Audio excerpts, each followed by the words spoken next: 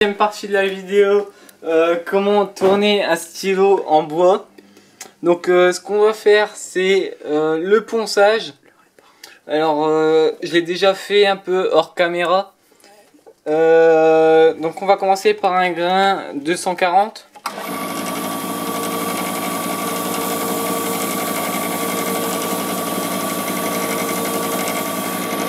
Ensuite on va passer à un grain 320.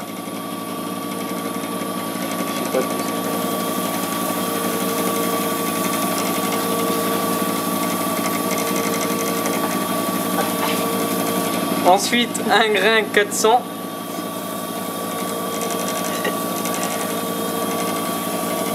Donc je prends pas trop de temps pour le faire, tout simplement parce que je l'ai déjà fait hors caméra pour avancer un peu le travail. Donc là mon tour est à 3000 tours minute. Donc ensuite on va prendre un grain 800.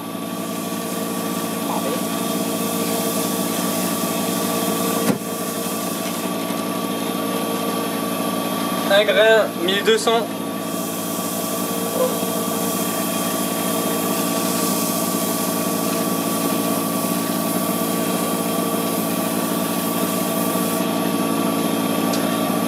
Ensuite on va finir par un polissage au grain 2000.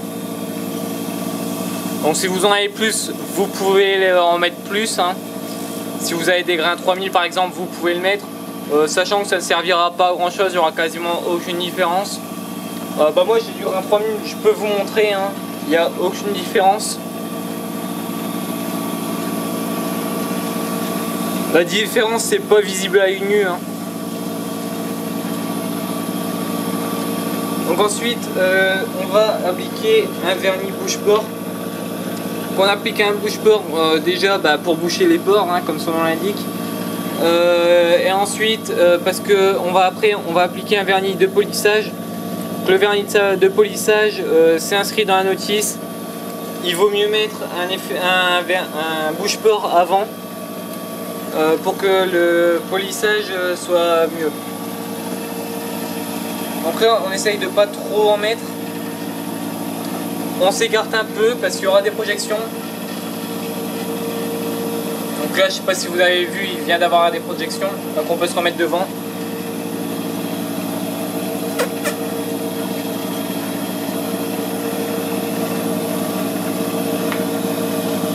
Voilà.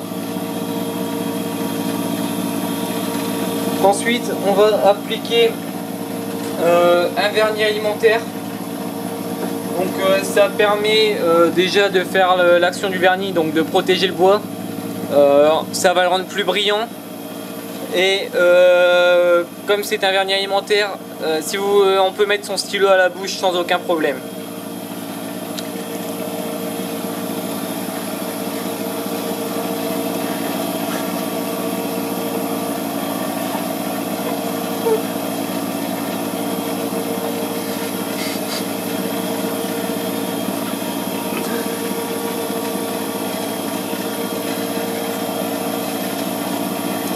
Alors ensuite on va laisser sécher quelques secondes. On va essuyer un peu pour le surplus. Voilà. Donc ensuite on va laisser sécher encore quelques secondes. J'ai préparé ce qu'on va avoir besoin pour l'assemblage. Donc la pointe. On aura besoin du mécanisme, de la barrette. Pour fixer la barrette, on va mettre ça au-dessus, le petit bouchon, et une petite bague. Voilà.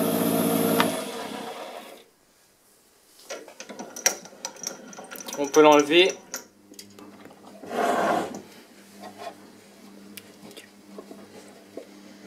Donc là ça va, le bois n'a pas éclaté.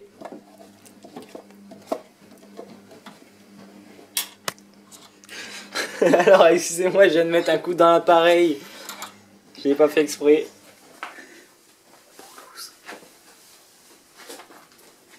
Donc on va commencer par mettre la pointe.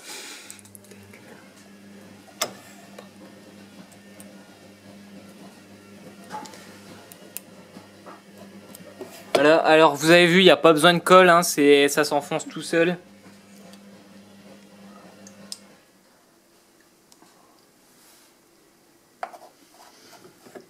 Donc là on va enfoncer la partie dorée. Voilà. On va prendre une pointe qu'on va mettre, moi je vais choisir du noir. On va voir si c'est assez enfoncé. Donc là on voit que la pointe ne ressort pas assez. Donc ce qu'on va faire, c'est qu'on va enlever la mine et on va le renfoncer un peu. Voilà. On essaye. On va encore renfoncer légèrement.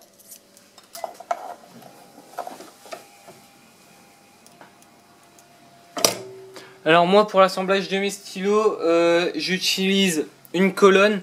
Donc normalement c'est pour mettre des perceuses à percussion. On les met, ça nous fait une perceuse sur colonne. Donc c'est Wolfcraft qui fabrique ça. Ça coûte environ une trentaine d'euros. Voilà.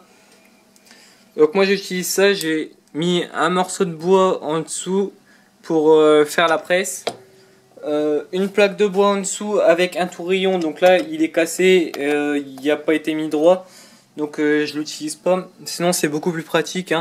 On le met et on enfonce, mais bon là il est pas très droit, donc bon ça marche pour le bouchon, mais pour mettre la pointe ou autre ça ira pas.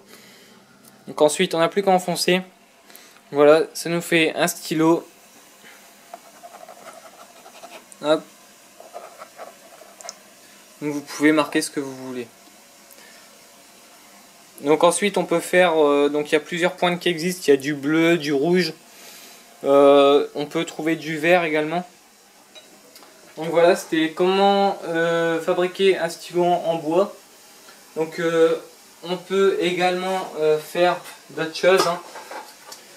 Donc des bois de différentes tailles, hein. On peut faire du polyester, on peut également faire des critériums. Donc voilà un critérium. Alors les critériums, on a une petite gomme au bout, c'est pas mal. Donc si vous faites des critériums, quand on achète les mécanismes pour les critériums, moi je n'ai pas la notice pour pouvoir mettre le mécanisme.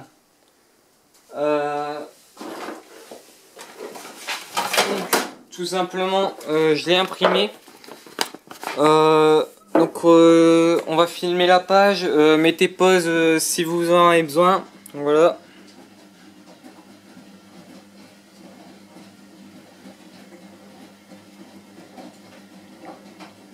Voilà. Alors, sachant que tout n'est pas à enfoncer sur un critérium, il me semble que la pointe, ça se visse. Donc, ouais, effectivement, on peut le dévisser. Donc, on voit pas de vis là, tout simplement parce qu'il est là. Au début, je trouvais pas, ça tenait pas, tout simplement parce qu'il faut le visser, quoi. C'est tout bête, tout simple, mais il faut y penser. Donc voilà, j'espère que cette vidéo vous aura plu. Alors on va se retrouver pour une prochaine vidéo, j'espère assez rapidement. J'ai pas mal de projets. On pourra essayer de rénover une barrière ensemble. Donc si ce projet se réalise, ça va prendre pas mal de temps, donc ce sera en plusieurs vidéos. Ce qui est sûr, c'est que ce ne sera pas le prochain projet. Pour l'instant on va rester, on va essayer de faire plus de tournage sur bois. Donc je vous avais fait, si vous avez regardé mes anciennes vidéos, il y a des vidéos qui sont sur les bougeoirs en bois. Donc je vous ai montré des bougeoirs en bois tournés. Donc on essaiera d'en faire un. L'inconvénient de l'ébène, c'est comme mon caméraman me dit, je me suis touché, je me suis gratté, je suis tout noir. Donc ça c'est pas cool sur l'ébène. il y a des bois qui sont vachement sympas à travailler, comme l'olivier. L'olivier, il est assez tendre, c'est super sympa à travailler. Voilà, donc ça c'est de l'acrylique. Ça donne des beaux résultats. Le Bocote, ça rend pas mal. Des beaux résultats, c'est la loupe de Tuya. Donc la loupe de Tuya, c'est comme le Critérium que je vous ai montré. Vous avez de l'Imbia qui est pas mal. Donc ça, c'est des bois qui coûtent assez cher, qui se vendent bien. Donc si vous faites des stylos pour les revendre, ce qui se vend bien, c'est l'ébène, l'Imbia, la loupe de Tuya. L'olivier, ça se vend pas mal. Le bois de rose également, ça se vend assez bien. Du bois de rose, c'est ça. Ensuite, par exemple, moi, dans notre jardin, on a un laurier. Donc quand on coupe les branches, ce que je fais, c'est que je récupère les branches et on peut faire des stylos avec. Donc j'en ai déjà fait. Je sais pas si je pourrais vous montrer. Donc j'ai le Weiser. Je sais pas si je l'ai encore. Donc bon, il y a un peu de bordel. Donc on peut faire également des stylos en bois collé. Je vous ferai une vidéo pour vous apprendre à faire du bois collé. Donc ça c'est du cerisier, pardon, pas du cerisier, c'est de l'olivier. Là on a un stylo en ébène. Donc sa particularité, c'est que là la couleur est totalement différente, ça donne un certain charme. Donc là on a un Critérium en bois de rose. Voilà. Après on a du bois tout simple qui est du peuplier, donc ça vous pouvez en ramasser pas mal à plusieurs endroits différents. Moi j'ai eu de la chance d'avoir ma mère qui a été en déplacement. Elle m'a ramené 2 pieds de vigne, donc c'est des pieds de vigne d'environ plus d'1 mètre de long. La difficulté des pieds de vigne, c'est qu'ils sont creux à l'intérieur. Avec 2 pieds de vigne, j'ai réussi à faire un seul stylo. Tout simplement parce qu'on ne trouve pas la place pour le faire. Ça casse assez facilement, donc c'est assez difficile à faire. Ceux que j'ai vus, on peut les revendre facilement entre 100 et 120 euros. Donc si vous avez l'occasion d'en avoir, c'est vraiment rentable. Les pieds de vigne, vous pouvez en trouver en vous baladant près de vignobles. Donc surtout, avant d'en prendre, demandez à la personne à qui ça appartient. Ou sinon, de temps en temps, ils en mettent devant les champs. Donc ça, c'est pour brûler quand ils les mettent à cet endroit-là. Donc vous pouvez les prendre. Donc j'en ai fait un aussi. Donc ça, c'est du bois de chêne. Donc c'est du chêne qu'on achète à Casto. C'est les planches de chêne. Ça donne pas le même effet que du chêne naturel. Ça, c'est une branche de chêne que j'ai trouvée dans le Jura. Donc on voit que c'est pas le même effet. Voilà. Je vous parlais du laurier. Donc ça, c'est un stylo en laurier. Alors je vous conseille de le faire quand il est pas trop sec. Ça fera plus ressortir les nœuds. Il y a un petit effet de contraste. Je trouve que c'est pas mal. Donc voilà, donc il existe 2 sortes de mécanismes, hein, les or et les dorés. Non, pardon, je dis des conneries, les chromes et les dorés. Après, il existe plusieurs modèles de mécanismes. Si vous vendez des stylos, ce qui est sympa de vendre, c'est les petites pochettes qui sont avec. Donc ça coûte vraiment rien, ça doit coûter peut-être 20 centimes par pochette. Un autre stylo qui se vend bien également, c'est le Bocote. Donc ce qui est pas mal. Donc voilà, je pense que on a à peu près tout dit. Donc j'espère que vous avez aimé cette vidéo. Si vous avez aimé, mettez un pouce vert. Partagez mes vidéos, abonnez-vous à ma chaîne. Une dernière chose que j'ai oublié de dire, c'est que pour la barrette, donc par exemple pour les musiciens, on peut mettre une barrette clé de sol. Donc l'avantage de ces barrettes là, c'est que le bouchon est soudé dessus. Donc c'est pas en 2 parties, c'est en une seule partie. Je trouve ça plus joli quand même. Donc bon, par contre là on est à 3 € juste pour la barrette. Donc pour le tournage de stylo, je Je vais vous conseiller un magasin qui est spécialisé dans le tournage et le sculptage. Donc allez sur le site Willy Vanout, ça se trouve en Belgique, à Bieren. Donc je vous conseille d'y aller, vous pouvez commander en ligne. Donc je vais vous laisser sur ça, j'ai tout dit. Donc à la prochaine.